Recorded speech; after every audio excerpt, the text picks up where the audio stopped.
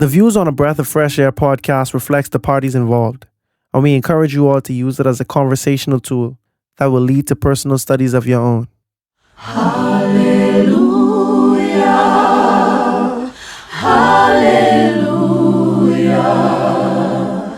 hallelujah,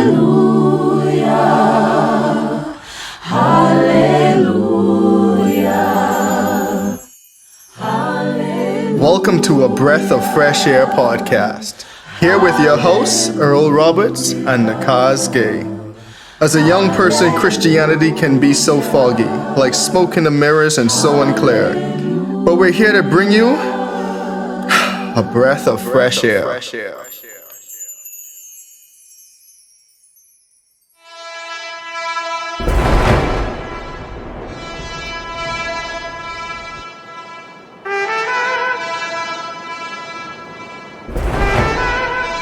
Bro, this is insane. Bro, did you see that? It's crazy. That's why we told Moses he has to go up there. Because if God was to talk to us with all of that, we'd definitely die. I'm this close to having a heart attack or something. But he's been up there for so long. I wonder what he could possibly be talking about.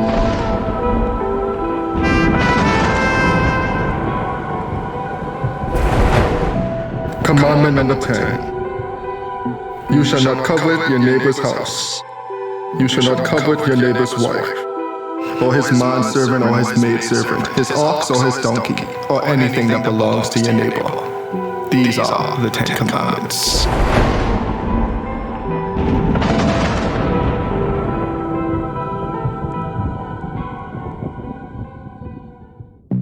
After leaving Egypt, the Israelites were on their way to Canaan. However, this group of people journeying through the desert was not just a simple group of nomads. They were in fact a nation, God's holy nation, His holy people.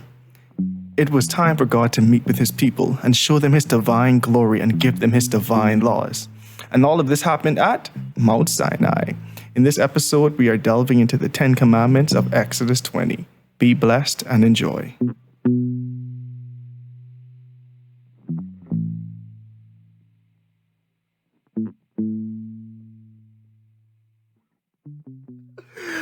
All right, welcome back to another episode of A Breath of Fresh Air. One thing I want to start out with was saying, thank God we made it through another week.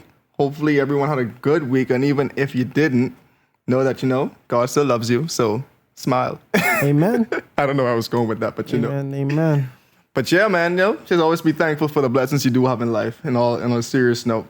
So last week, we ended with Exodus chapter 19. And this is a recap. We know the children of Israel, the Hebrews, they finally made it to Mount Sinai. And they were given instructions, to sanctify or purify themselves. And then on the third day, they were going to hear, but God was going to come down and talk to them. They're going to hear the very loud trumpet blast, and everyone in the camp was to gather. And Moses was to go up, and then, the Lord, when Moses went up, God said, hey, make sure you go down and tell them not to cross the barriers that you guys established. Moses went down and told them, and he said, make sure even the priest don't go. And he also told them to bring Aaron up with him when he came back. So now we're at Exodus 20. And Exodus 20 is, I would say, a well-known chapter in the Bible, but it's probably not fully understood by some. Mm-hmm. I don't know if that's a fair assessment to say. I can't really talk for everyone, but how you feel about that? Man, a lot of people don't know what is in Exodus 20. You understand what I'm saying? But the thing that is in it is probably one of the most common events, literature, instructions, period, in the Bible. I mean, I'm speaking about this this probably ain't gonna be the title of this episode when it comes out. Right. So yeah. So they probably already know what the episode the cat's about. probably already out the bag. But truthfully, this is something that is a bit interesting, and you have people who have mixed vibes. That, for lack of a better term, is some people on the fence about how to feel about it. Mm-hmm. You understand? Especially as it pertains to Moses. Do we completely follow these laws considering the time and the audience that it was talking about, or is it done away with? And then there are some people who are wondering if it's an updated law, And so we see this and we're talking about the Ten Commandments, if you all don't know. So we see the Ten Commandments introduced in Exodus 20, but even up until the New Testament, even up until today, the Ten Commandments are still valid and they are still used and they are still taught. There's a misconception that Jesus came and now there's no more 10 commandments, but there are only 2 commandments. Love the Lord God with all your heart and love your neighbor as yourself. But if you actually read the text and Jesus, Dang, that's what I was gonna say. But keep going. And Jesus speaks about this. It's in I think it's in Matthew, Mark, and Luke. This specific story comes about, and if you read the 3 of those, you could get a holistic understanding where Jesus sometimes he would go into what they call commandment by commandment and explain and even add to it. It's like, they say do this, but you should also do this on a deeper level, and he eventually summarized all of the commandments into 2, because literally if you love the Lord with all your heart, then you would keep half of the commandments, and if you love your neighbor as yourself, you keep the other half of the commandments. And so he was just kind of simplifying it to people, because even when Jesus spoke, he was speaking to people not like the Hebrews. The Hebrews would have just been introduced to these laws, but he was speaking to people who have known that their fathers have known this the whole time. So now he wanted to add a little deeper meaning to it. Like he wanted to kind of elaborate on it, And Jesus literally said, I did not come to abolish the law, but to fulfill the law. You know what I'm saying?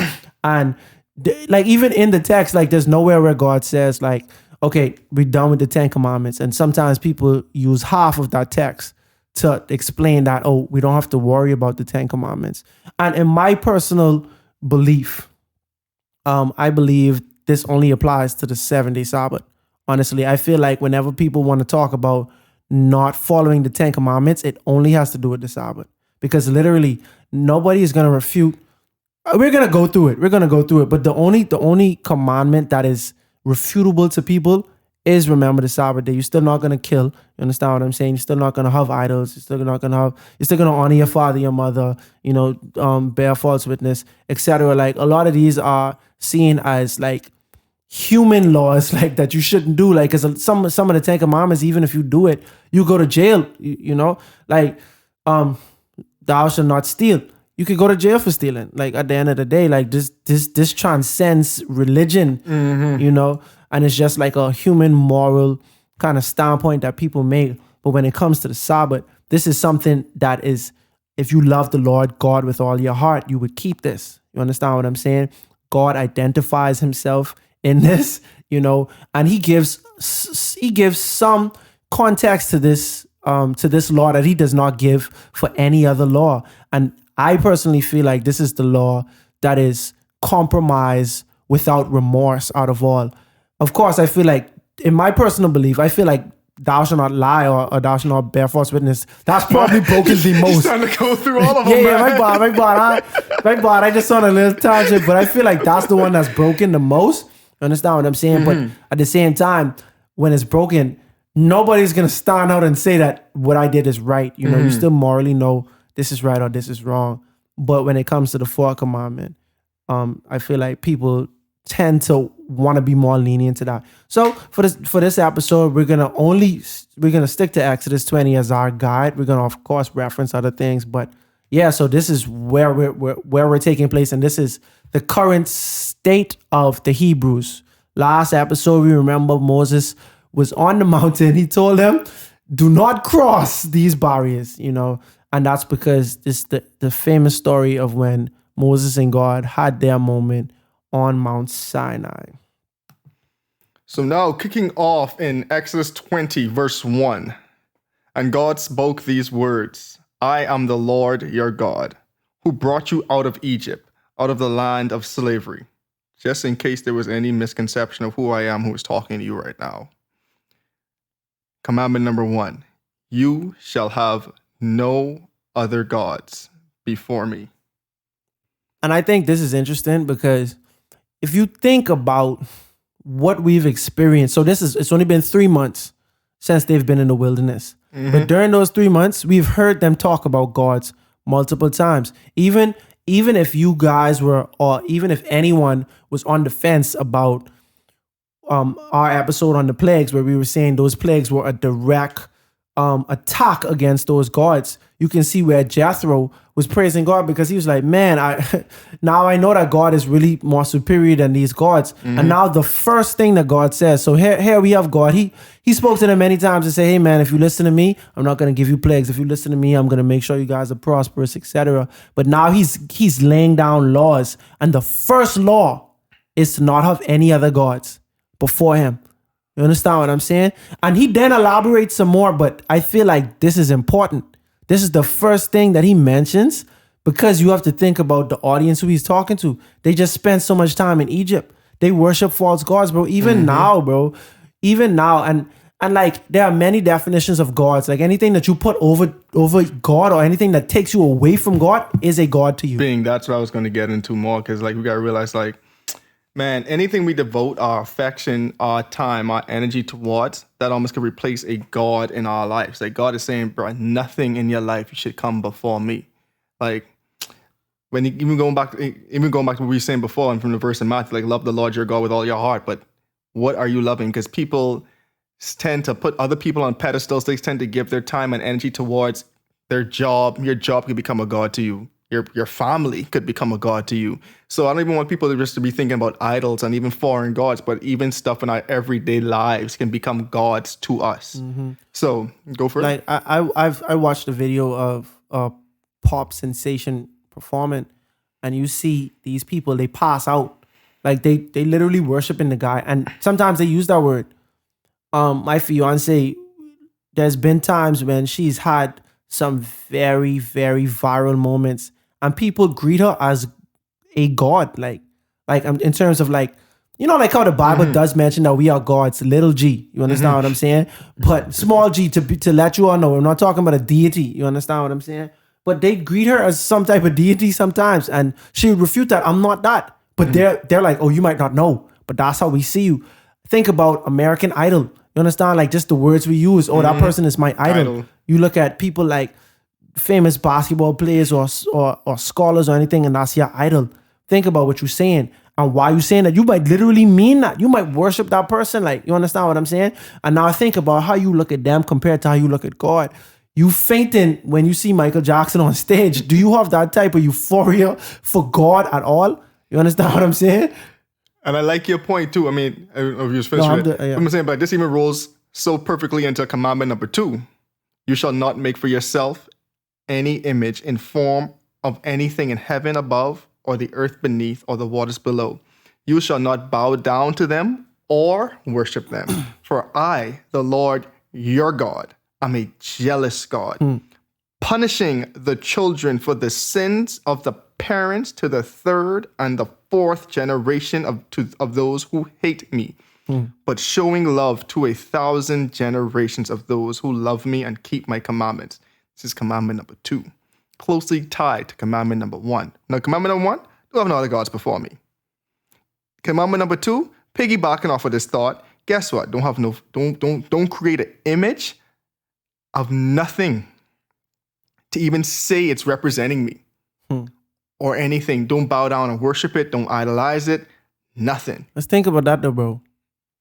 Because there's some heavy stuff. I still ain't fully, like, to me, I don't feel like we live in a society where it was like they worship graven images to the extent that the ancient Egyptians did it. You understand? They had a god for everything, right? Boy, I mean, anyway. No, yeah, true. But think about this. They worship the sun god. Yeah, I know that. I remember saying, even some even some Christians hold some objects in such high reverence and such high regard that one even can argue, you holding this image almost as an idol. Truthfully, I was gonna segue into that, because I don't think that's an argument. Because he literally said, don't make a graven image of anything. So where do you think it's an idol or not? All right, so they worship the sun god.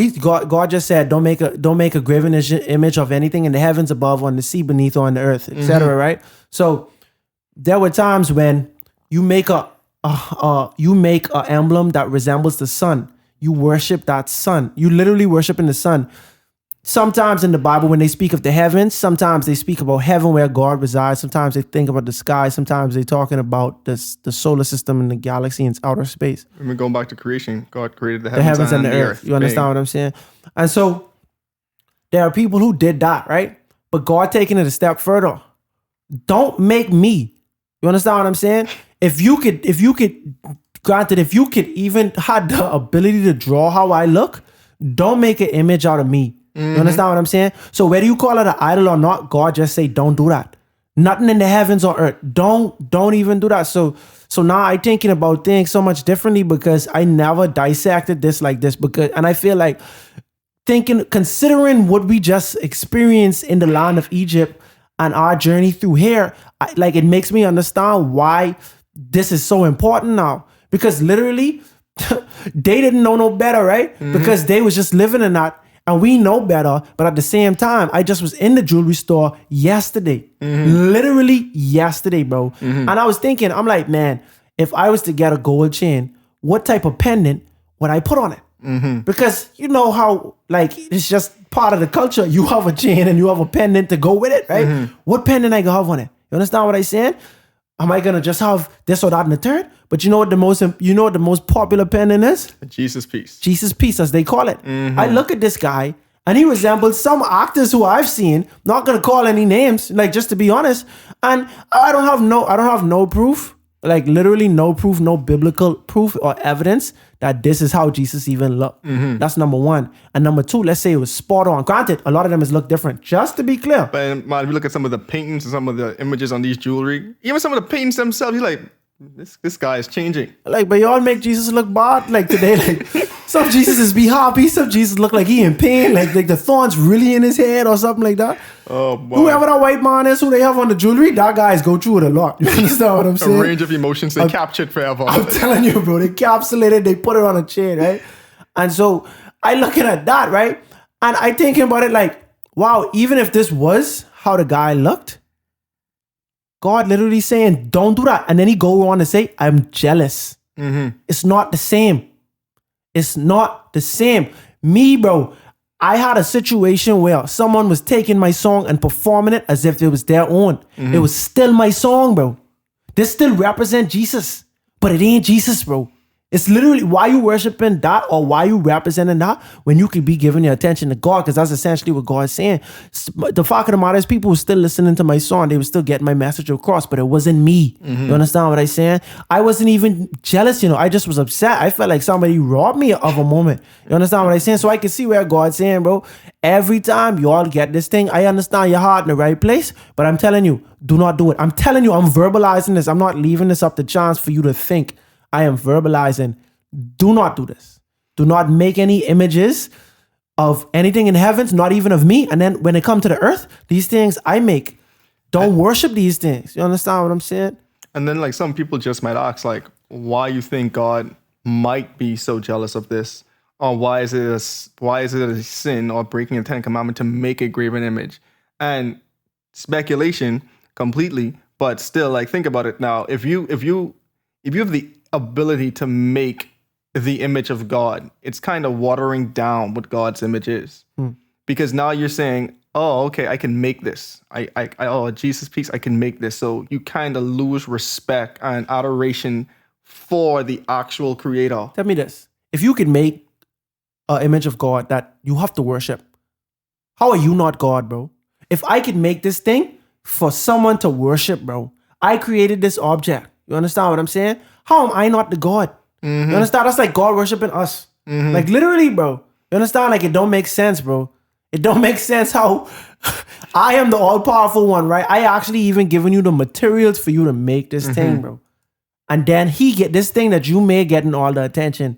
This thing that does nothing, And so to me, that makes sense because God went on to say, don't bow down to them or serve them, And so that it's just crazy, bro. This is in writing, but you could go in church, bro.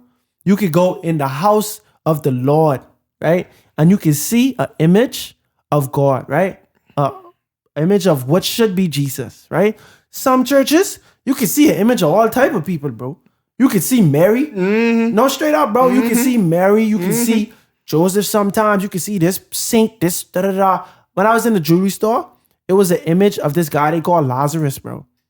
And I'm just like, Why? what? I'm like, what? I mean, Lazarus was mentioned twice in the Bible, That's right? what I'm saying. One time he was dead and come back to life. And the next time it was like what? The Lazarus was in hell or something?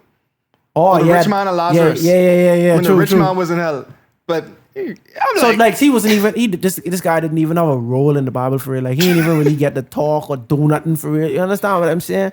And I just like I can understand why God's saying don't even get into that. But during this time, people was literally worshiping these things. And like seriously, depending on what culture you're from and what part of the world, you can still see that. I saw a Buddhist statue the other day. I don't know what people do with these statues. Gautama. Anyway, keep going. I don't know what they do. I don't know what they do with the statues, but that's representative of what God is saying here. You understand? So the first two don't have no gods before me, and that's like it don't have to be an idol. Don't have anything before me because anything that is before me is a god now. You understand what I'm saying? And don't have none of them before me. And then secondly, we're not making no images. Not even of me, not of anything in the land, in the sky, in the water, nothing. And then after that, don't worship, don't bow down to nothing you make and worship it and stuff like that. One thing I want to point out before we move on from commandment 2 is the second line that we kind of brushed over. But when God said, I the Lord your God, I'm a jealous God, punishing the children for the sin of the parents to the third and fourth generation to those who hate me.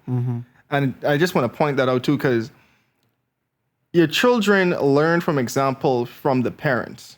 So it's one thing just to be mindful of what you're doing and the actions you have and knowing what you're passing on to your kids, because children learn from impressions and from what they see their parents doing. So God's saying, guess what? Even if you do this and your children start to pick up on it, yeah, that's going to follow y'all down from generation to generation. And God say, I hate that. I'm not too pleased with that. So I mean, that's one thing that's to be pointed out. Like parents just got to be aware of what you're doing around your kids. Because you go for it. One other thing, bro. All right, imagine God, right? This is a sovereign God, right? You can't even wear your shoes around him. Take off your shoes. This holy ground. You see the level of purification they have to do just so God can be on the mountain, right? If you making idols, you degrading the concept of God. Because this concept is so easy. You can put it on a chain. You can put it on a shirt.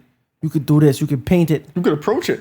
Right. So willy-nilly because it's not holy. Right. You understand? And so like it speaks volumes like this is a way of preserving the holiness and the sanctity of God. And truthfully, bro, a lot of people, including myself, have just made things sacrilegious, bro. Like you've made things seem less important than it is. You understand what I'm saying? So those are the first two. And that also goes under what Jesus was saying. If you love the Lord with all your heart, you're going to observe these two. You understand? Because it's just between you and God. And the third one kind of piggybacks off of the top two in another way. So it says, okay, the commandment number 3, you should not take the name of the Lord God in vain. This version says, you shall not misuse the name of the Lord your God. For the Lord will not hold anyone guiltless who misuses his name. Okay, so what do you think it means to take the name of the Lord? See, typically people just say, oh, like don't just, swear to God or just say, shout out the name of the Lord or Jesus. But to me, I think it's even on a deeper level than that, because if you call yourself a Christian, what are you doing?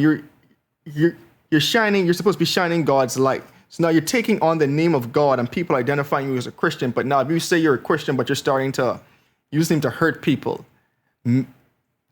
behaving in a way that is not Christ-like, then you're misrepresenting the name of God. So you're essentially saying that you're a Christian in vain. Bing. So you're proclaiming the name of God in vain for nothing because you're not representing God. Not being a good representation of God. That's very true. And think about this, just in the same breath of kind of degrading the sanctity of God. if you could put him on a picture, right? And if you could just say his name for no reason, you understand? That also dilutes the concept and the sovereignty and the righteousness of God as well. If somebody say this all the time, bro, it's like if you could call the president at any time, you ain't looking at the president as the president. Man, and you know what's so funny? And this just reminded me of different stories, like further on the New Testament and stuff. But even when they were saying, like, Lord, we cast out demons in your name, and God said, I still know you not. And even when some people, I can't remember the exact story right now, but they went and they tried to cast out these demons. And the demons beat them up and was like, "Oh, Jesus, I know, and Paul, I know, but who are you? I don't know y'all. Like, who are you guys? You're trying to use the name, but y'all only not connected with him, right? Because you're doing it for nothing, really. Yeah, you're trying to do it for your own self clout. Right. God, Jesus saying, "Nah, don't be using because there's power in the name." Exactly. So, bro, and if you continue to use this name, you dilute. You're not diluting the power of the name because that could never change. But to other people who do not know God, it ain't as bro. Why we should care, bro? Like, it ain't as serious as you making it seem when you continue to use it for nothing. Like, what sets your God up apart from all the other gods? The Hindu gods, Vishnu, the Greek gods, was it Zeus, the Roman gods, Saturn, Uranus, Neptune? Like what? If we could just say all these other gods' name, why is your God so different? Right. See, and they normalizing exactly God, and so God. Basically, remember, like, if we could just rewind just a tad bit, God, it ain't like God trying to make it a name for himself, you know. God differentiating himself. You understand what I'm saying? 'Cause exactly. A lot of people forget. And God saying, bro, if I doing all this work, I literally do enough supernatural acts to differentiate myself, but y'all turning around and making me seem so, like, chill and so unimportant, then y'all working against me. Don't do that. Don't call my name in vain. And bro, if someone drop a plate and a break, they say Jesus' name. You understand what I'm saying? It's people a common phrase. I swear to. You understand? And then sometimes they say God, and then they say the word for, like, damnation. You understand what I'm saying? And people say that all the time, bro. And that's such a, it's like a cool thing to say. No lie. Even OMG, bro. Like, when you say that out, you know what I'm saying? Like all of these things, right? And you probably could think of probably 5, 10 even more phrases where you just say the name of God lackadaisically. And it has nothing to do with religion. You're not praying. You understand what I'm saying? You're not asking God for anything, but you just calling him in vain. Yeah, in vain. Because I'm like, it's so powerful that you say that, because the concept of a prayer, like, just saying his name alone in a time of need could be a prayer. And that's when you're using his name in power. So why are you just wasting the authority and the power of his name? Why are you watering it down? Is what he's saying. Like, don't take this, don't take the power of my name for granted and in vain, in form or in speech. So if we put it from, like, a human standpoint, right, to the person who's listening to this and they're a skeptic, or they don't have a relationship with God, or they just listening for entertainment, think about the boy who cried wolf. Think about how, if you're familiar with that story, how important it is for people to protect themselves against the wolf. So by calling the wolf, you don't make it as serious, you know? Think about the dangers you put them in, right? Another thing is, if you had a friend who was a celebrity, or, like, let's go back to the president. If you knew the president, right? If you call him all the time for no reason, He ain't picking up no more. He's not, bro, you understand? And I'm not saying that's how God is, I'm not saying that's how God is gonna treat you, but I'm saying you wouldn't do that. If you respect the president and you know you're gonna need them, and you know they have the power to help you out of certain situations, you're gonna use this wisely. You're not gonna just mishandle this. I've had somebody's number that was a person who I felt like it helped me, you know, and I chose to wait. I'm like, when I need this, I'm going to use this type of situation. But at the same time, had I have just continued to use it, even if they were calling, that would get annoying to anybody. You know, I don't even like when people, that's like when people FaceTime me out of nowhere. No, bro, you got to book a reservation to FaceTime. You got to text me. You know what I'm saying? You got to be my mom, my fiance, or someone in my immediate family to do that. You know what I'm saying? So, like, and I'm just trying to help people understand like, some of the logic behind this. You know, God ain't just saying this like God, I'm so bougie and this how you gotta treat me. You know, when you see stories of celebrities when in their dressing room, you gotta have this, you gotta have the temperature of that XYZ. No, it ain't that. God have literal and important reasons behind this. If you care about enhancing the brand of God or enhancing Christianity and shedding this light, you would preserve His name. You understand what I'm saying? You would keep His name holy and sanctified. Some places in the Bible, they don't even spell out His name fully. You understand? Sometimes they just say Jah. You understand? You feel me? I mean, it's so funny, right? Because like people will be like, "Why y'all going so hard on this?" Right? Because like, let me just go back in kind of Earl terms, right?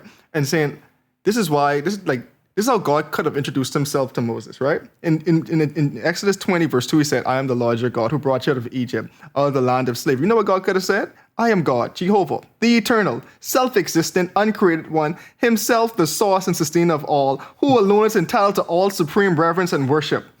He could have given up just like that. Like, bro, like,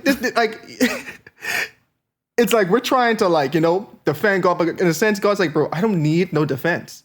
I don't need anyone to vouch for me because it's personal truths and there's objective truths, right? A lot of people in humanity try to take their personal truths and make them objective truths. And a lot of people try to apply this to religion in itself as well. But here's the thing. Even though people don't believe it, God is the supreme ruler and creator of the universe. That is an objective truth. People's personal truth is that it's the Big Bang and other things. And I will die on that hill. Yeah, and then at the same time, bro, it's funny because and truth is a term I feel like personally is misused. You understand what I'm saying? Because I feel like truth is definite. You understand what I'm saying? Truth is definite.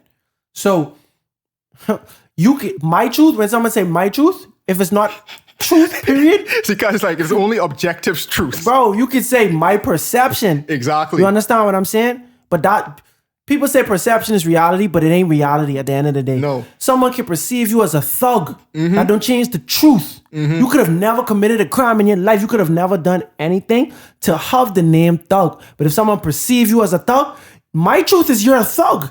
But how can that be truth if it's not true? Man. You understand what I'm saying? Like their perception. No, seriously, bro. Your perception, your understanding, bro. Sometimes people hard code in their mind to believe certain things. I was going to say just look at racism. Just look at racism in general. You feel certain as a person because of their skin color, but that doesn't mean anything because you don't know the person at all. Bro, we just was talking about how every inclination of the heart, even from baby, bro, is evil. Mercy. What you mean your truth? Your truth is false, bro. What you mean, bro? Where it coming from? You? It coming from your heart? You understand? It's not, bro, like your perception, you understand? Your experience, your research, your belief. These are words that are the best fit to describe these things, but it's not true because truth is unwavering. This truth is definite. You understand what I'm saying? I can believe people tell me that blood is like blue or green inside until it hits air. You understand what I'm saying? That's not my truth. You understand? That could be the truth, but I don't know. I've never seen blood outside of red or dark red. Exactly. You understand what I'm saying? But you could scientifically prove this thing, perhaps, maybe. You understand? To the scientists who believe this, and if it is the truth, it can be proven. You understand what I'm saying? Blood's red, guys. Right. You understand? So you feel me? So like I'm like, bro, when I feel this way because like people say the earth is flat. This is something that can be proven. It's gonna take a lot to prove it now. Don't get me wrong, but this is something that can be proven or misproven. You understand what I'm saying? Whatever, like if someone was to leave and take a picture and see it with their own eyes, that is the truth. You understand what I'm saying? Until you can't prove or disprove it, my belief. You understand? And I feel like just a lot of people just have their beliefs about God. And it's not even their beliefs, bro. A lot of times it's influenced by the world. It's influenced by other religions that try to be unbiased. And it's influenced by the devil. You know? I'm not talking about a hill. I'm dying on the truth that Jesus is the truth, that God is the truth, the way, the truth, and the light. Exactly. You understand what I'm saying? That is the truth. You know? I'm talking about things that have been corrupt by the world and the devil. Let's get to number 4. Remember the Sabbath day by keeping it holy. 6 days you shall labor and do all your work, but the 7th day is a Sabbath to the Lord your God. On it you shall not do any work, neither you, nor your son, or your daughter, nor your male or your female servant, nor your animals, nor the foreigner or alien residing in your towns. For in 6 days the Lord made the heavens and the earth, the sea, and all that is in them. But he rested on the seventh day. Therefore, the Lord blessed the Sabbath day and made it holy. And so I don't ever wish to be divided by this. I was trying to get ahead of it so people could understand my quote truth, but no, this is written in the Bible. You understand what I'm saying? It's not my truth. And it's just a couple of things even before I let you go on. It's a couple of things I just want to point out too. So first, check out episode 1. We talked about the days of creation. We talked about the Sabbath in that episode too. And this is the only commandment that starts off with hearkening back to creation almost. I shouldn't say almost. Everything seemed like he was just teaching them. Don't have, all right, I got to teach you. Don't have no da-da-da. But this time he's saying, remember. And you only could remember something you were previously exposed to. And if that wasn't enough, they went into creation in this. You understand what I'm saying? God went into it. Yeah. And then we see, remember, I can't remember how much episodes it could go. It was maybe 2 or 3 episodes. Anyway, a couple episodes ago, we talked about when they got the manna. It was just like 2 episodes ago. When we talked about when they were getting the manna. And Moses said, guess what? Hey, the 7th day is the Sabbath. But how could Moses say that before the 10 Commandments was given? If this just came out? Exactly. Because this was something that was already understood and learned. And so this is the first time it's actually written out on how to do it. Yes. You understand what I'm saying? But that does not mean that this is the day when it was implemented or invented, because we could see before anything was ever written in the beginning, when we learn about how the earth was created, God took his time to do this. And so check this out. Because God is holy and because God is righteous and right and knows everything that is good for us, God saw it fit to give us this practice. And he's like, hey guys, you guys should do this. As a matter of fact, do this. Not even should. Do this.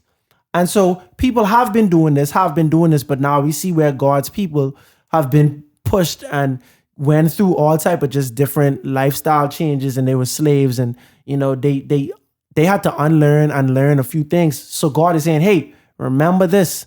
This is something that was happening from the beginning. Remember this. And if you think about it, hold on, bro. If you think about it, he goes into great detail to explain this thing, because he could just say, remember the Sabbath day to keep it holy. But what other, bro, like so far, no other text has he even went into this type of detail about the commandment. He tell you what he say, hey, if you can't, you should be able to keep it holy, because in 6 days you should take care of all of this. And then not only you should keep it holy, you shouldn't put nothing else to work. No, even if it's a stranger you don't even know, if they in your gates, they have to keep it holy. You know why? Because God keep it holy. And God wants us to follow in his footsteps and to do the things that he did and to live as he did. If you want to ask why we have to keep it holy, this isn't something that we even should have to even explain or tell you why. Because at the end of the day, God said, don't do it. Why weren't they able to come to Mount Sinai? Why? Because God said, don't do it. If God say don't do it, or if God say do this thing, that should be enough, because this is our God. Do you reverence him? Do you care about what he's saying? And so as we progress, we could get on to whether the 10 Commandments are still valid or applicable. But up until this point, God is telling us to do this, and it's no other alterations or no other, nothing else. It's just do this. You were about to say something, no? Nah, I mean, you already covered it, so we could just keep it going. We can keep on expounding on it. I want to read this excerpt from Patriarchs and Prophets, page 307, I think, paragraph 2. The Sabbath, and this is by Ellen White, the Sabbath is not introduced as a new institution, but as having been founded at creation. It is to be remembered and observed as the memorial of the Creator's work. Pointing to God as the maker of the heaven and the earth, it distinguishes the true God from all the false gods. All who keep the 7th day signify by this act that they are worshippers of Jehovah. Thus the Sabbath is the sign of man's allegiance to God, as long as there are any upon the earth to serve him. The 4th commandment is the only commandment of all the 10 in which are found both the name and the title of the lawgiver.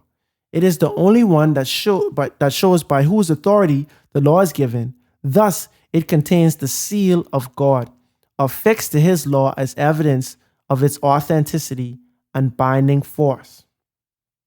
And so you guys can take that and do as you will. That was kind of inspiring to me just because she said, there's a lot of things she said, but when she mentioned the seal of God, like, to me, like, there are specific times when God mentions the seal, when the Bible mentions the seal of God. And I personally want to stick to the 10 Commandments right now. But let's just think about it. God gave us this, right?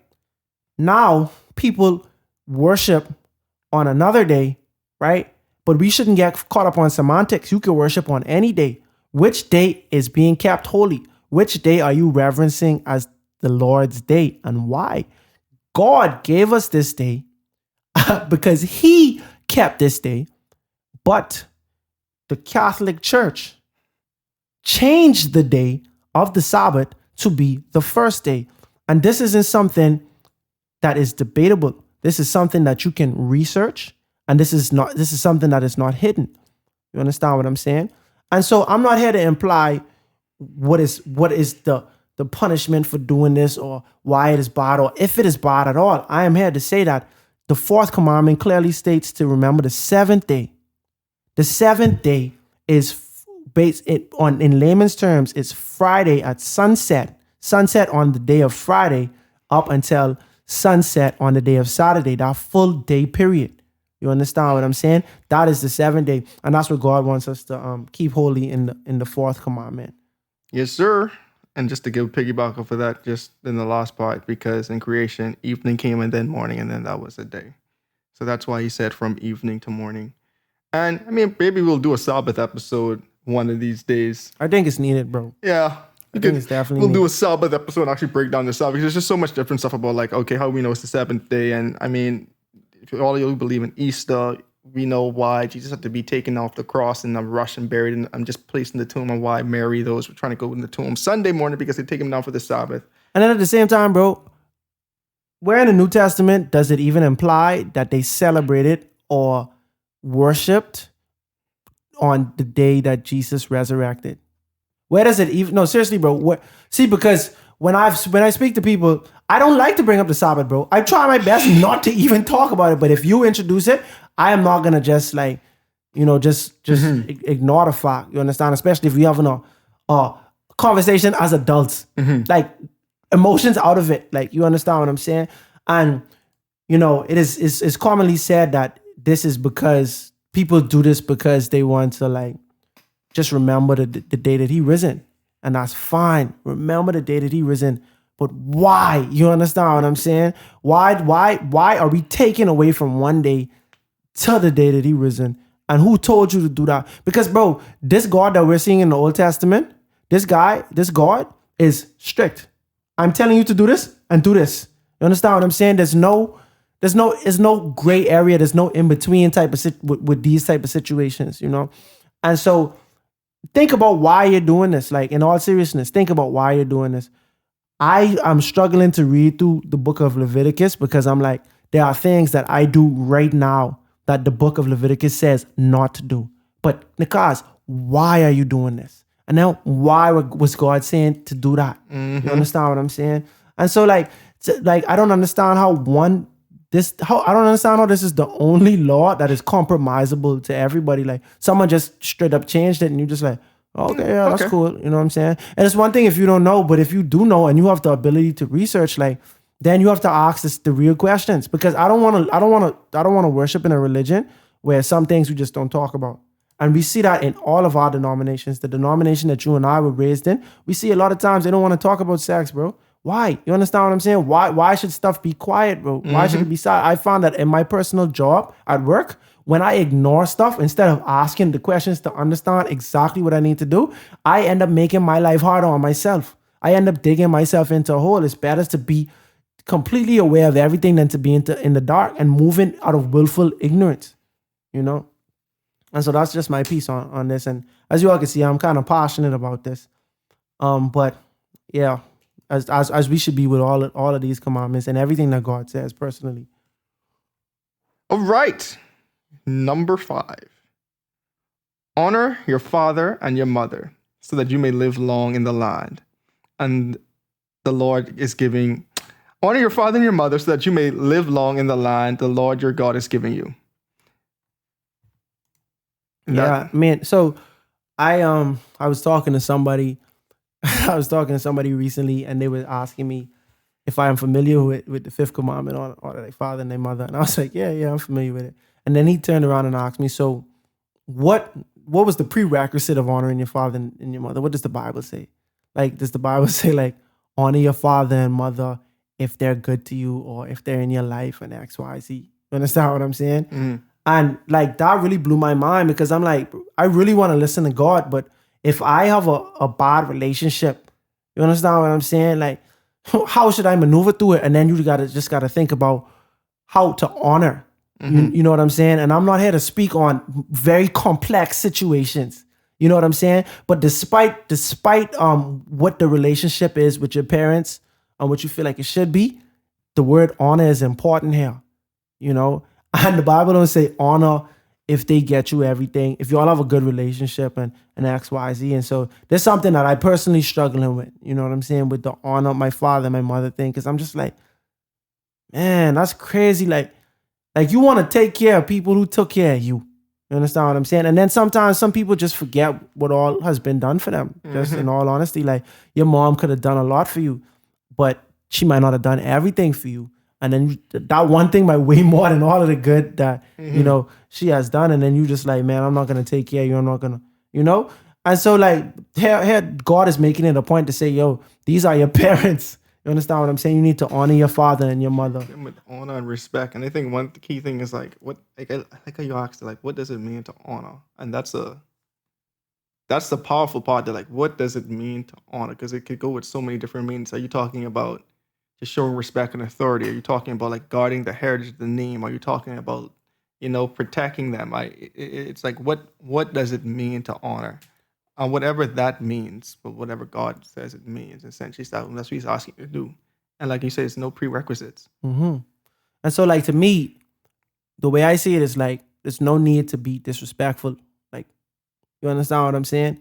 Always move with honor when it comes to your parents, regardless, you know? And that's just a tough one. You know what I'm saying? Like, this is a tough one because like, sometimes it's so much anger and resentment you can hold. It's so much baggage. You understand what I'm saying? It's so much times where you might need closure and they just don't give you the closure, and they might just open wounds, you know? And I'm not saying to stay in a toxic situation at all. You understand? But I'm saying the Bible says to honor your father and mother. Excuse me. And then it also gives you a result of doing it, you know? And I feel like a lot of these commandments have different characteristics. The first one was like, yo, don't have any gods before me. Like, you know what I'm saying? Like, that's just period. Like, I don't even have to expound on that, you know? Then the second one, he talks about types of gods, and you know what I'm saying? Then he talks about how he visits the iniquity of the children of the third and fourth generation of them that hate me. And he also does the same thing of those that bless me, you know? But this one is kind of interesting to me, in that he's saying like, honor your father and mother, that your days, may be long upon the land which the Lord giveth thee. And I feel like when he was talking to the Israelites, this was kind of an incentive of them to trust their parents, and because you want to live long. If you get to the promised land, you want to live long. You understand? You don't want to get to the promised land, you die in 2 years or something like that. You know, and this probably could have been a thought of many people. Like, we want to live a long, prosperous life in there.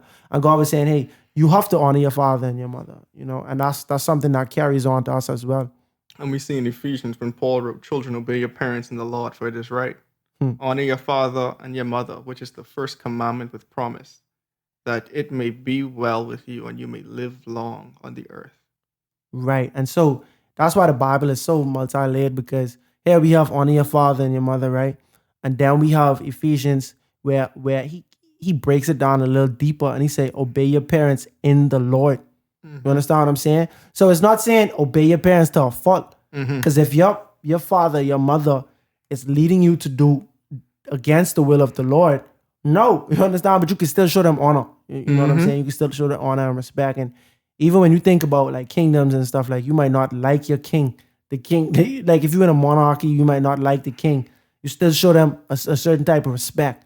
You understand? You still deal with them in a certain type of honor. But then it goes on to say when it comes to obedience, be obedient, and be obedient in the Lord. And even if you have to bump heads because your parent is not leading you to be like in the Lord, and you have to be disobedient, still do it with honor, essentially. And so like and that's something that I'm learning and I'm working on. And just trying to understand more of, you know. The next one, thou shalt not kill. And Yeah. see now, these ones just get They get straightforward. Like, straightforward. Like there's no more self-explanatory than when you talk about it. Murdering, killing is wrong. But think about this, bro. If the law was done away with, seriously, if the law was done away with, then would that mean that, you know, this was done away with? Like, can we kill? Can we, you know, can we commit adultery? Can we have gods before God? Because truthfully, like, that's never going to change. God is never going to want you. Jesus is the same yesterday, today, and forever. Big. You know? It's not going to change. It's not going to want you to worship idols or put things before him, put gods before him. That's not going to change. Why should any of these change? It's my thing. I remember somebody when I was in high school, I shared with one of my mentors. It was an extracurricular group I was a part of, and I told him I couldn't participate on the Sabbath because it's the day I worship. I'm going to be in church. He asked me if I lied before. I tell him, yeah, I lied before. And he's like, man, if you lie, bro, I can't see why you can't break the Sabbath. You understand what I'm saying? They all the commandments, they all sins. Like you break one, you break them all type of situation. Mercy. And to me, that's so crazy because like, bro, if you break your leg, right? Should someone say, bro, you might as well break your other leg, you might as well break your fingers, you might as well break your neck. Still breaking bones. That's stupid. That's just stupid. You understand what I'm saying? Like, why would I continue? If I already drown in 10 foot of sin, why should I make it a 20? Why should I make it 30? I ain't trying to get out of this. I ain't trying to get deeper in this. You understand what I'm saying?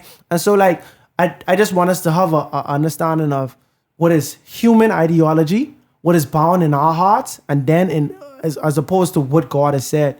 God is the source of truth. He is the way, the truth, and the light.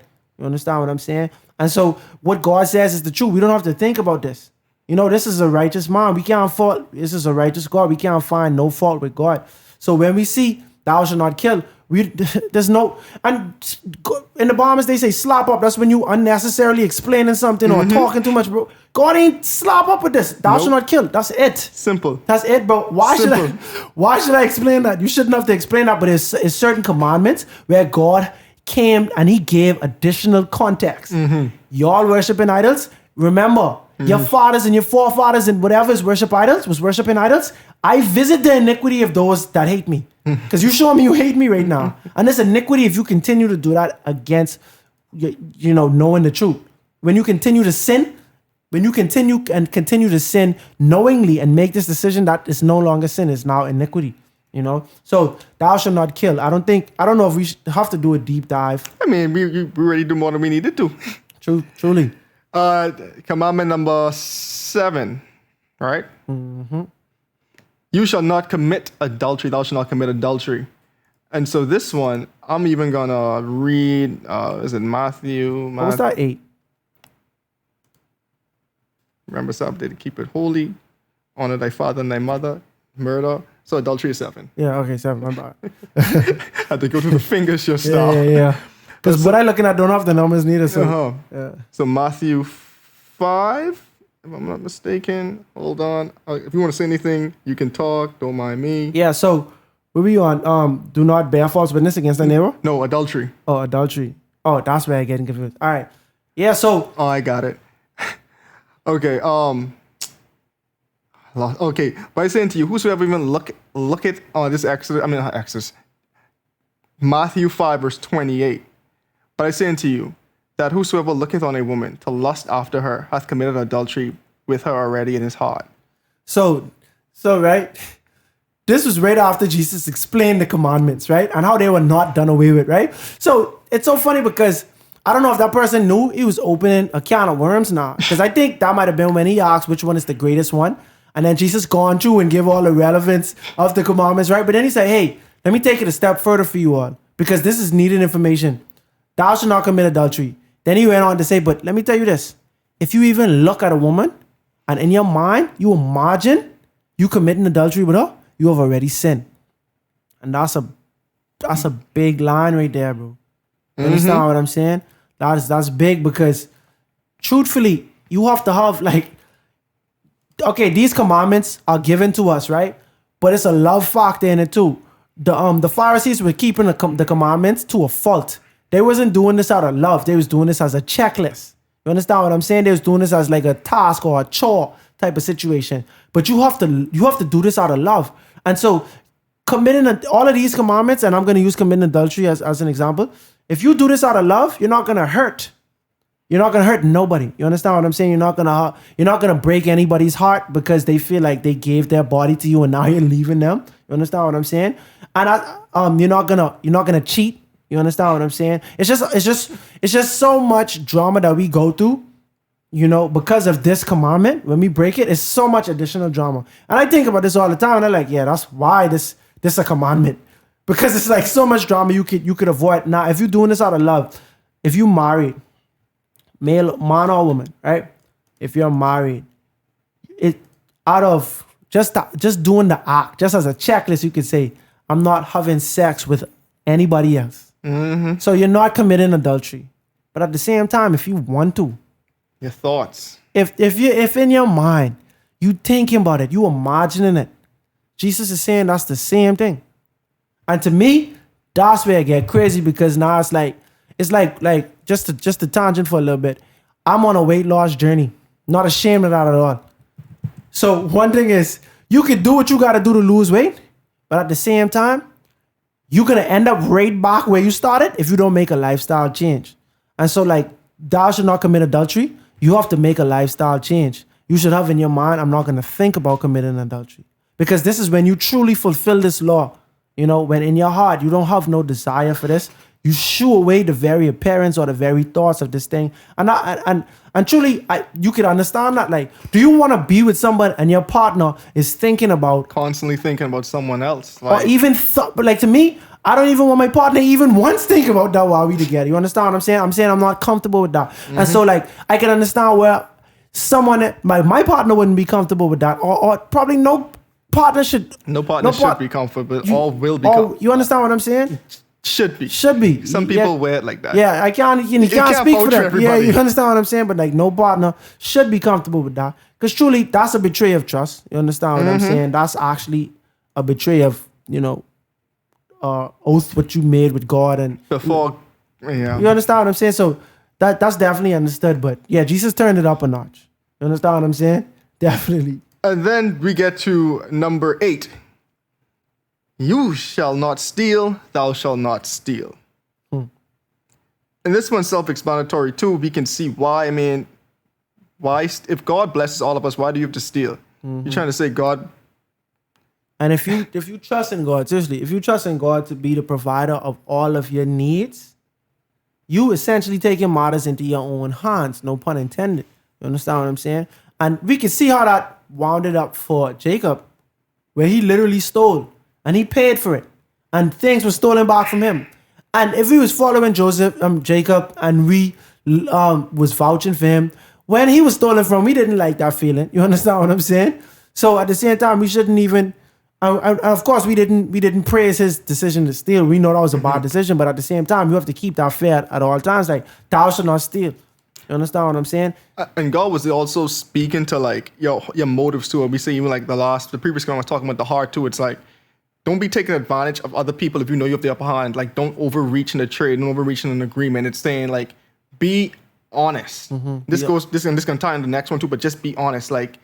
Is one thing, because stealing, people just think, oh, I'm blatantly coming in the middle of the night and holding someone up. Now stealing is I'm about to make this deal with you, and I know you don't have all the truth and facts. I know I'm approaching you with a 75-25 deal, and the 25 ain't in my favor. That the 75, I benefiting off of this deal. And then at the same time, I have you to believe that you winning in this deal. You about to win. You understand? God's saying don't, that's stealing. Yeah, that's stealing.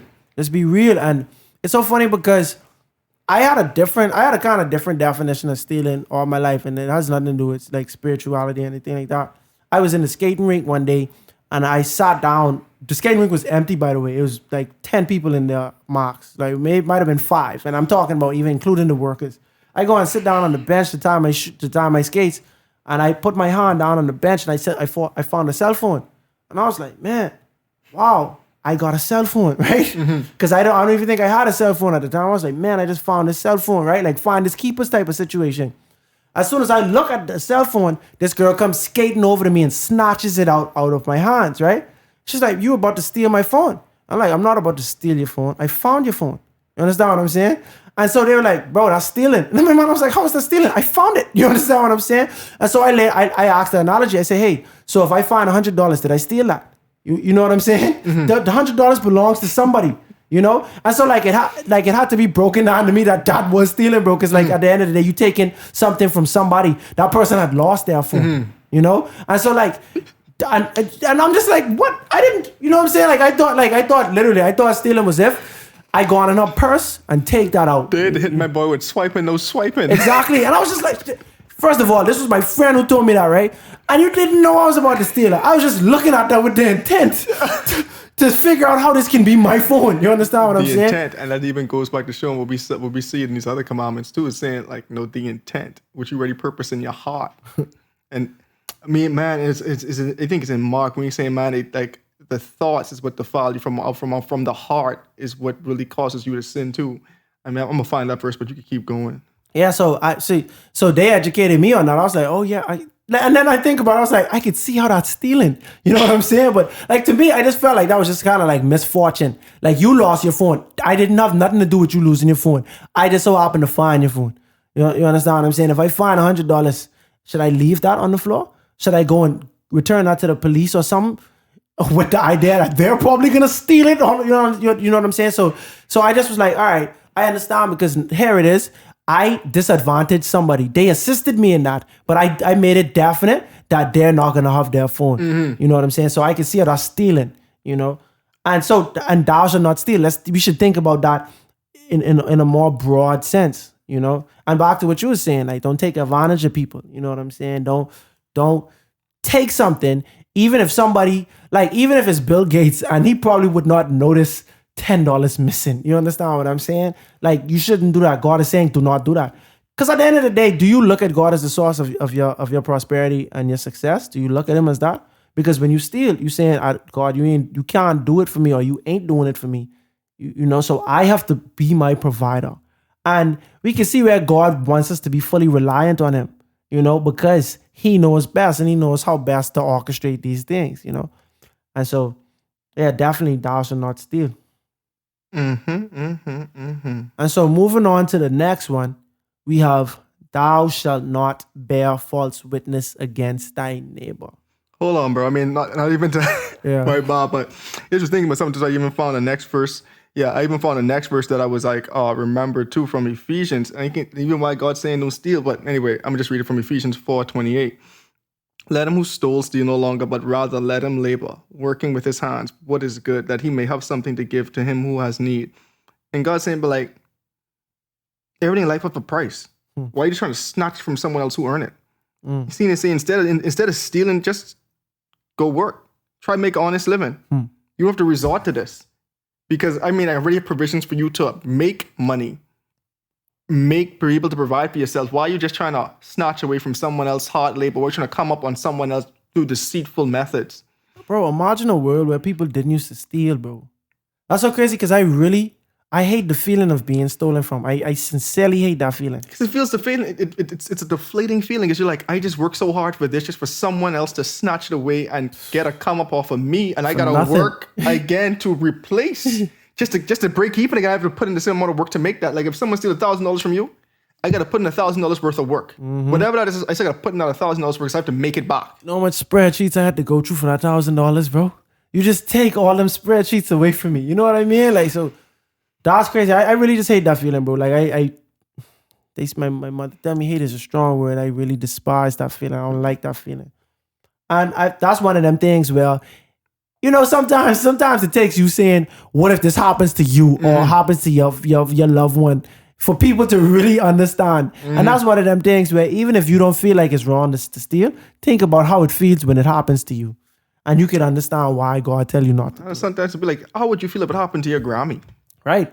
Straight up. How would you feel if someone kicked down your Grammy door, whether she there or not, and just take all of the stuff that she holds there? Take her TV, take her little purse. You understand what I'm saying? You ain't gonna like that. No. You're not gonna like that. Not at all, bro. No, leave her unharmed, They ain't harm her at all. You just like... Right, but just the fact that they take from her, they take advantage of her. And let's just consider that. Like, to me, it's like, it's so crazy in the world where, like, you listen to, or you watch a movie, right? It might be a movie with gang violence. And these people just, like, they riding on people all the time. They killing people, XYZ. They settling scores. But when their guy dies, when it happens to their guys, it's like you open Pandora's box. You understand what I'm saying? And people just go crazy. Oh, I can't believe it. And, oh, we have to avenge them. But to me, I always sit in these movies like, bro, do you not see where this is like something coming back to you? Like, this is the thing that you've been doing to people this whole time. Whole time. You know, and a lot of people don't sit and think about their wrongdoings, you know, or confess their sins, or even just a lot of people don't like accountability. That's just a human trait in all honesty. But once you think about things this way, you could kind of understand what's things that I should be doing and what's things that I should not be doing. And that goes to Jesus's point of love your neighbor as yourself. If you want someone to steal from you, you don't. It's like you're not gonna want someone to steal from you straight up. So you shouldn't do that. Like. So number 9, and I know he says we just come back to it, but you should not give any false testimony or false witness against your neighbor. So thou shalt not lie. Exactly. And even piggybacking off of the previous commandment, it goes back to the intention. So 1, don't lie. I mean, that's just pretty self-explanatory, but that's also like, don't have any half-truths. Don't have any trying to eye emotion, sleight of hand, anything that you're trying to insinuate something to be as true that it's not. Like, don't try to create the illusion of truthhood when it's not. You could tell the truth in a way that it could seem like a lie. Exactly. Yeah. And that's also being deceptive. Don't be deceptive. You know what I'm saying? God is saying, like, just be honest. Right. And so, yeah, that's self-explanatory to me, you know. And that's something too, though, because like you wanna be rest assured by saying, "Well, I didn't lie," you know, and people give it up like that all the time. I've done that many times. Well, I didn't lie, just saying. Oh, I just told a little white lie, and I'm like, but you still lie, though. You still lie. You understand what I'm saying? And then they go back to the thing. You rather drown in 10 feet of water or 100 feet. So here's a fun question, right? Is playing a practical joke lying? You know what's so funny with that? See, you don't want to talk to me about that because I always, whenever I read the New Testament, I'm always like, bro, why didn't they say that Jesus ever told a joke? You understand what I'm saying? Like we know Jesus wept, right? But like when he laughed, like, was it because someone say something funny? Like that's how I always be thinking, how what is humor? Like what is the role of humor? You understand what I'm saying? And the one thing I'd say is like, you know, do all things out of love, like. You understand what I'm saying? Like I go on Instagram and I see people have their cameras out and they deceive people that might be in Walmart. They might be tricking someone and people are sincerely upset. And I laugh, bro. Like this makes me laugh. Like sometimes when they give it up, but sometimes I'm like, yo, this is very annoying. And if I see somebody with a camera in my face, I'm gonna try my best not to react because I'm feeling like you want a reaction just because of that. But I've seen practical jokes where it's not a joke, bro. It's not funny. You understand what I'm saying?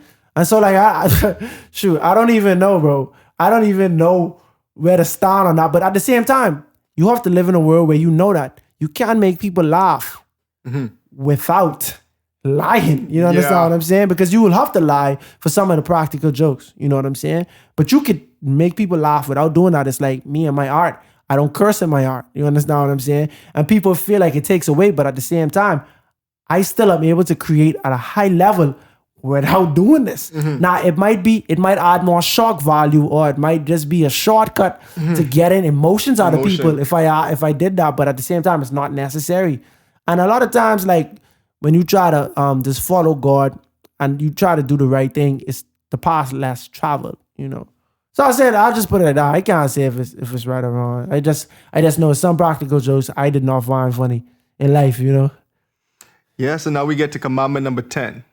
You shall not covet your neighbor's house. You shall not covet your neighbor's wife. You shall not, or his male or female servant, his ox or his donkey, or anything that belongs to your neighbor.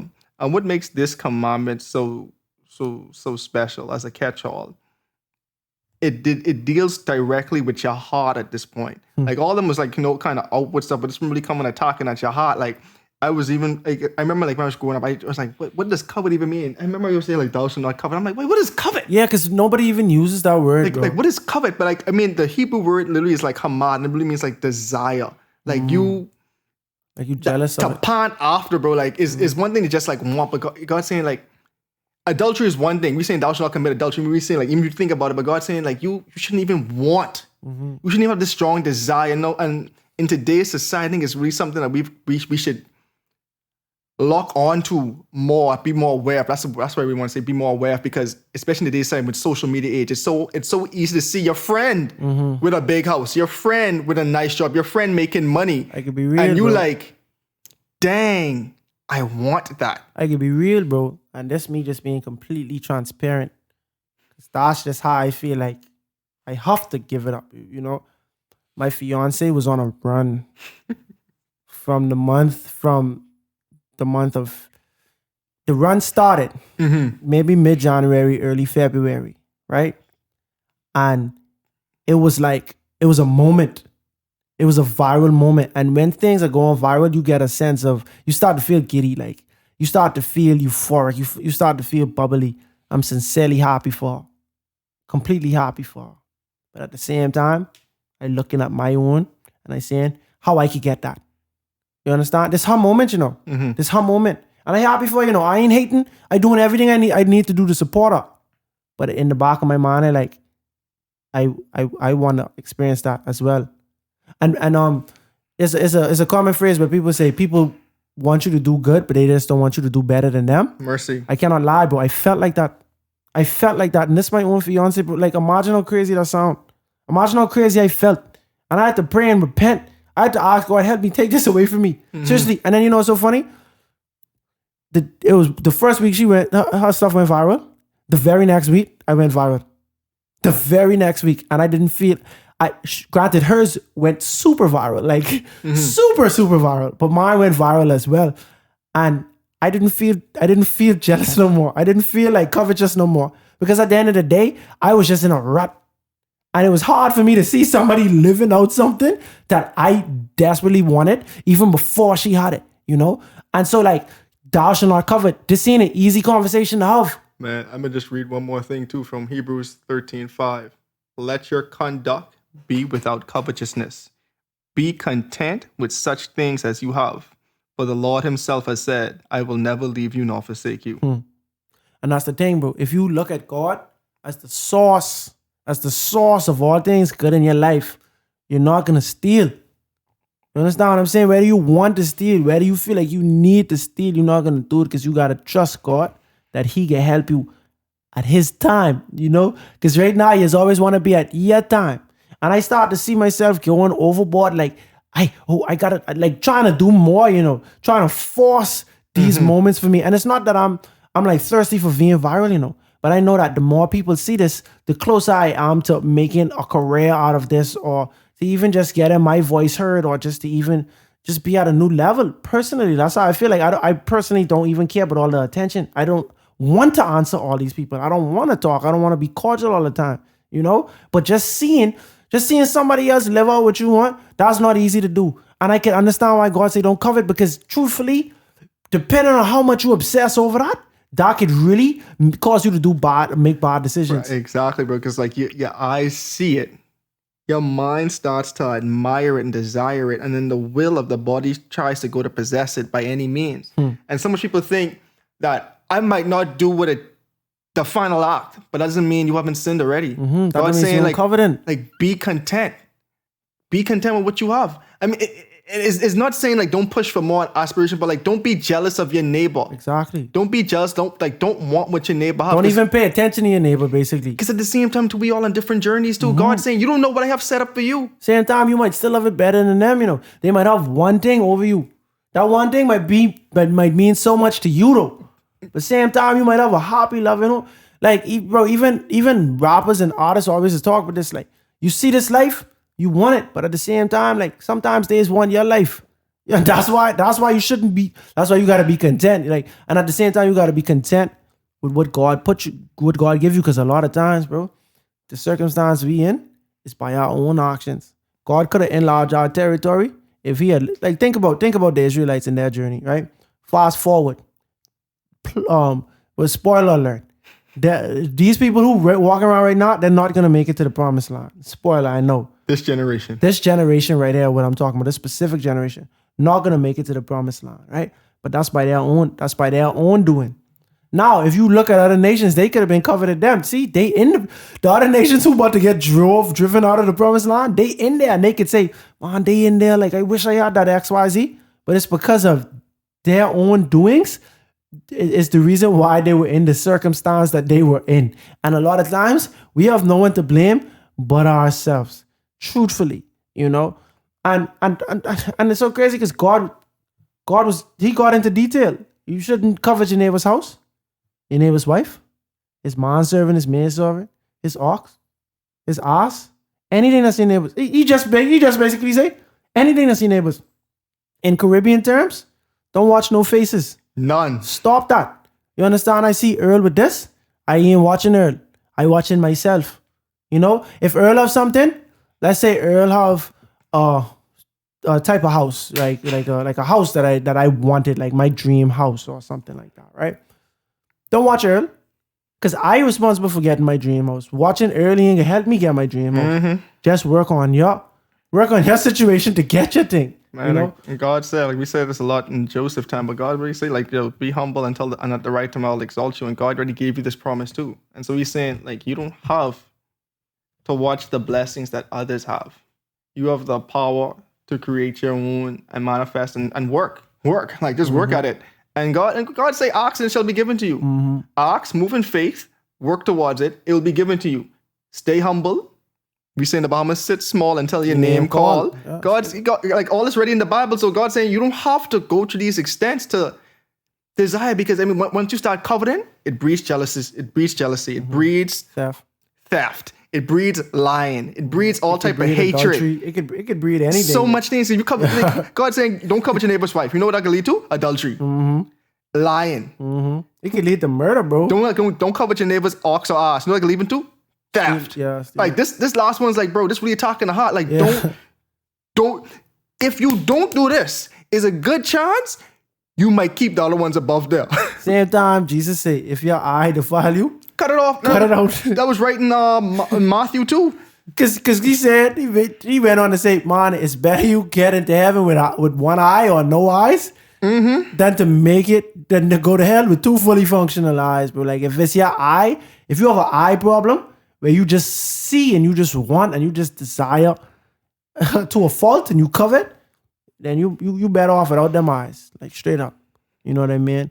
And it's funny because, like, you hearing God say these things, and it's a lot of things where it's like, if you listen to the human doctrine, a man can't not commit adultery. If you let men tell you, like, you can't. It's like, it's impossible. Like, because if you let a man describe another man to you, we have desires. They always say stuff like that. You understand? You a man at the end of the day, bro. You a sexual being. They say stuff like that, bro.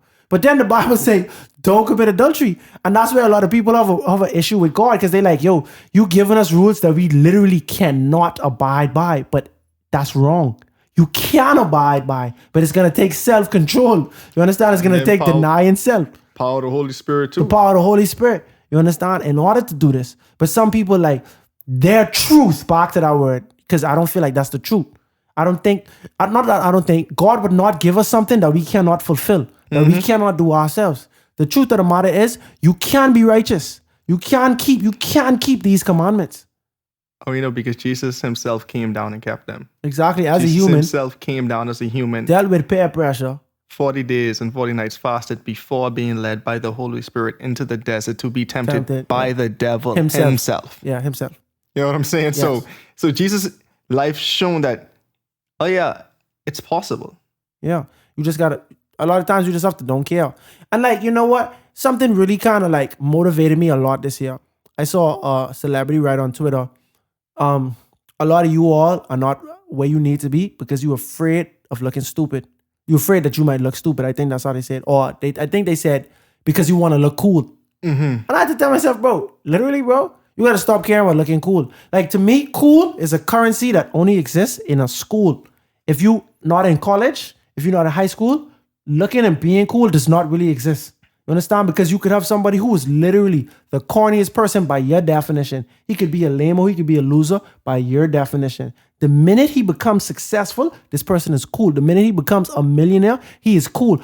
Who can say that Jeff Bezos is not cool? You understand what I'm saying? But he probably was not in the in crowd in any time of his life. You understand what I'm saying? You see pictures of this guy from his early... This man was working at McDonald's before he even started Amazon. Like, he's flipping burgers. Right, so... Nothing looks cool about that. Exactly. So like, to me, that really does not exist. And and if it ever does, it's only in some type of organization. It's not a factor for the real world. And I'm saying that a lot of you have to don't care in order to actually be really strict and to actually really submit to God and to following his commandments, because it's gonna be precious in life. It's gonna be peer pressure to make you feel like I feel like a lame, bro. Like, I am in the position where I can have women. The more I work on myself, the more I am in this position, the more marketable I am to having women. But I am committed to one woman. Amen. You understand what I'm saying? And that, to me, brings on unnecessary pressure. When I am around friends that live the lifestyle that is opposite of mine, they look at me like, bro, you're not taking advantage of the opportunities that you have. Because you may be popular, you may be well-spoken, or you may be talented. You can attract women at a higher level. And if you attract women, more women, that spews over to me, because they may have friends and you know, it helps everybody. So they might try to pressure me like, bro, what you doing, dog? Like, come on, bro. You jokey. Someone just tell me I jokey last year. Someone just tell me I jokey last year because I didn't have girls readily available. You understand what I said? And I just was like, yo, you gotta understand, I purposely don't put myself in these situations. Exactly. When I was working on my wedding list, I had to literally force women on this list because I'm like, bro, like, there's too much guys. Like, you understand what I'm saying? Because I don't put myself in these type of positions. I try my best not to, you know. Amen. But like seriously, bro, it's precious, dog. I've always wanted to be cool, bro. But you can't be cool, and you can't reach for your dreams and be cool at the same time. You can't be a Christian and be cool at the same time. You know why? Because the concept of cool is based on things of the world. The world standards. It's based on the world standards. But I'm here to tell you, the coolest thing is to be Christian. The coolest thing is to go to heaven. And I mean that literally and figuratively, because it's hot in hell, bro. It ain't cool in hell. You understand what I say? It's not cool in hell, bro. I can tell you that now. You understand what I'm saying? So, like, literally the coolest thing is to be able to love. But when I went to university, I transitioned from an atmosphere where it was like, you have to screw face and you have to be a gangster, or you have to be so rough around the edges. And I was able to smile. You understand? You know, it's like it's like a breath of fresh air. Woo! Shameless plug. It's like a sigh of relief. Like when you're in an interview and you have to be as refined as possible. Then when you leave that interview, you can take your tie off and that's how I felt, just being in an environment where you can smile. I want to say one more thing before you close out. So I'm going to just read Mark 7, which I was supposed to read earlier, but Mark 7, 20 to 23. And this was Jesus talking. So he went on and he was saying, like, what comes out of a person is what defiles him. For it is from within, out of a person's heart, that evil thoughts come. The sexual immorality, theft, murder, adultery, greed, malice, deceit, lewdness, envy, slander, arrogance, and folly. All of these evils come from within inside and defile a person. And we see like some of these things, sexual immorality, adultery, murder, greed, all of these things are kind of tied into what we talked about, envy, kind of tied in with covetousness. But just shows like how from inside your heart is where some of these things originate. Well, not even some of these things. You see all these things originate from in your heart, your mind. You start thinking about these things. So not just because you think that, oh, I haven't killed this person, but you already probably killed this person 6 different times in your mind. Adultery, you haven't committed the act, but you've probably had sexual relations with this person multiple times in your mind and your dreams. Envy, you haven't acted on your envy, but you're jealous of what your neighbor has. You're jealous of what your friends have. You're jealous of what even your enemies have. But God is saying, just be mindful of that. Be mindful of that. Just know the origin, where it originates, and just guard your heart. Guard your heart from the attacks of the devil, those fiery darts that come at you. So, that's just one thing I just wanted to plug in there before we close out. Like the Ten Commandments has been a very interesting discussion. We broke them down. We said some were self-explanatory. We spent more times on probably like the first 4, but they're all important.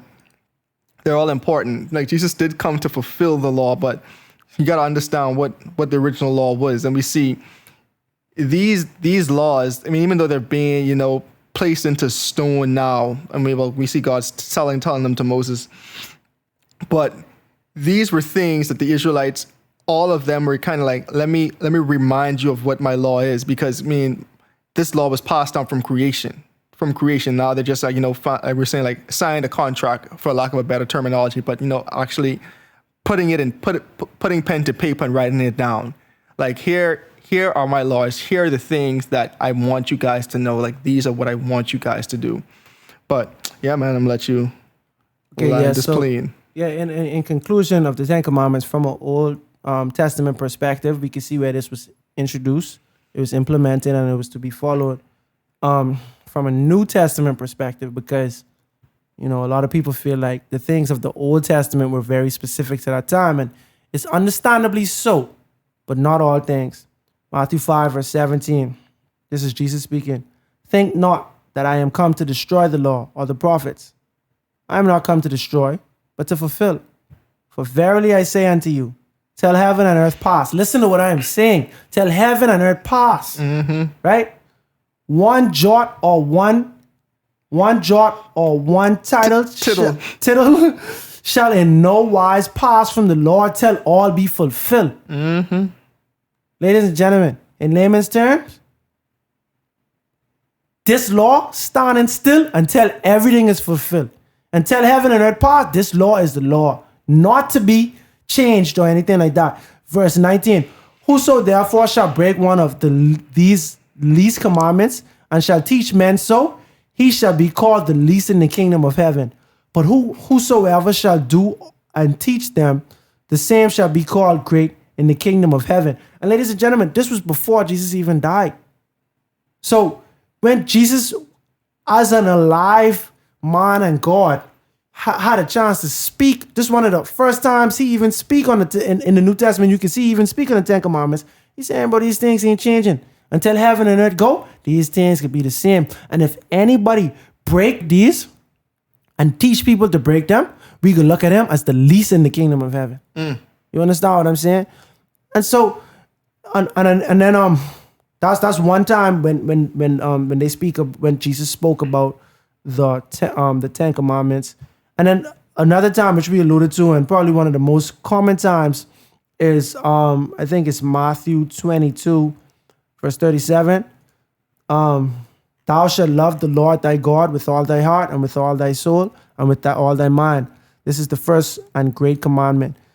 The second is like unto it. Thou shalt love thy neighbor as thyself. On these two commandments hang all the law and the prophets. So from a New Testament perspective, and there's two things we spoke about. The commandments which came out of the mouth of God, and then the way we should look at the commandments which came out of the mouth of Jesus. And so, I'm showing you Old Testament and New Testament. And the reason why we're spending this time on this is just not to be confused, not to subscribe to the group thought that the law is done away with and you just have to love everybody and love God. No, I feel like that is kind of a scapegoat, because what Jesus actually says is all of the commandments have to do with those two things. So if you understand the commandments, and if you understand the commandments and the nature of God, all you have to do is worry about loving God and loving others. But at the same time, if you ain't even grasp the concept of God, and if you don't understand God and understand how to love God, look at the commandments. Because by keeping all of these, you're loving God. And by keeping all of these, you're loving your neighbor as yourself. Because on those two commandments hang all of the commandments. Meaning, every commandment either rolls up to loving God or loving your neighbor as yourself. At the top of the mountain, the Lord listed the 10 Commandments. He later wrote them on 2 stone tablets for Moses to give to the Israelites. And strictly based on the Bible, these commandments were observed from this point on, straight until the end of the New Testament. But those commandments weren't the only thing the Lord listed on that mount. But we'll find out the Lord's instruction for property protection, personal injuries, and other social responsibilities on the next episode of A Breath of Fresh Air. Tonight's episode included voice acting by your hosts, Earl Roberts and Nakhaz. Remember to go ahead and research on your own in order to get a more firm understanding of tonight's episode. And if you enjoyed it, make sure to like, subscribe, and share with your friends. You can follow us on social media at A Breath of Fresh Air Pod on Instagram and BOFAPOD on Twitter. Thanks everyone, and we'll see you next week.